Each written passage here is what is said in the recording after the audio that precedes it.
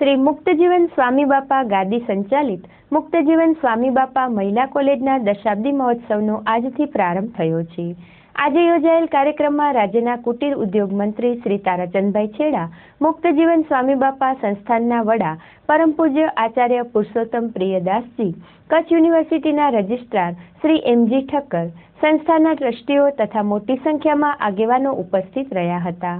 આજથી શરૂ થયેલ આ ઉજવણીનો કાર્યક્રમ આવતીકાલે પણ ચાલશે અને આવતીકાલે કોલેજમાં નવા વર્ગખંડોનું ઉદ્ઘાટન આચાર્ય મહારાજની ઉપસ્થિતિમાં કરવામાં આવનાર છે। આજે યોજાયેલ આ કાર્યક્રમમાં આચાર્ય સ્વામીએ પોતાના આશીર્વચન પાઠવતા જણાવ્યું હતું કે કન્યાઓની કેળવણી એ આજના સમયની માંગ છે અને સ્વામિનારાયણ ગાદી સંસ્થાન તે માટેના તમામ પ્રયાસો કરી રહી છે। પૂજ્ય આચાર્ય મહારાજે આ પ્રસંગે ચંચળ ન્યૂઝ સાથે વાત કરી હતી। શ્રી મુક્તિજીવન સ્વામી બાપા મહિલા કોલેજ દશાબ્દી મહોત્સવ પ્રસંગે જે ભગવાને શિક્ષાપતિમાં આજ્ઞા કરી છે કે સંસ્થાપે વિપ્ર વિદ્વાન સંત પાઠશાલા વિધાતે ત્યાં પ્રવર્તનીયા સદવિદ્યા ભૂવિ જસ્તુકતમ મહત, એ આદેશને અમારા ગુરુદેવ જીવનપ્રાણ સ્વામી બાપાએ પોતાના જીવનમાં ચરિતાર્થ કરી અને આ શ્રી મુક્તજીવન સ્વામી બાપા મહિલા કોલેજનું આયોજન કરવામાં આવ્યું।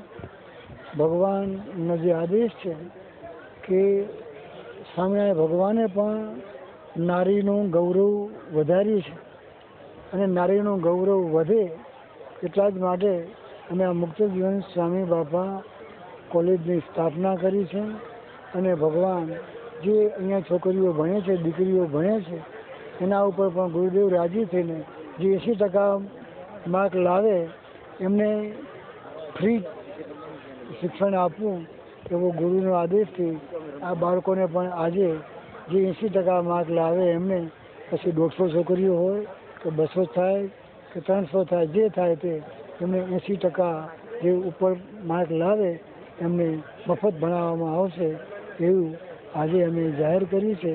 કારણ કે શિક્ષણ પ્રેમી ગુરુદેવ હતા અને શિક્ષણ જો હશે તો જ આપણે આપણા જીવનમાં આગળ વધી શકીએ છીએ, એ ગુરુનો આદેશ હતો।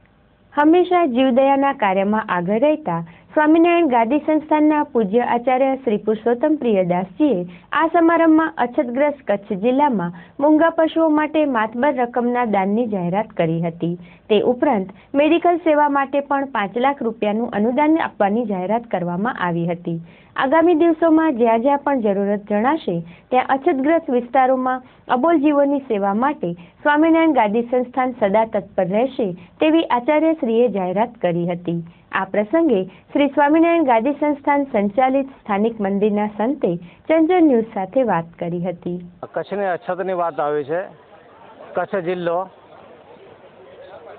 ગુજરાત સરકારે અછત તરીકે જાહેર કર્યો છે, ત્યારે સ્વામિનારાયણ ગાદી સંસ્થાન સદૈવ માનવ સેવા માટે અને પશુ સેવા માટે ખડે પગે તત્પર છે।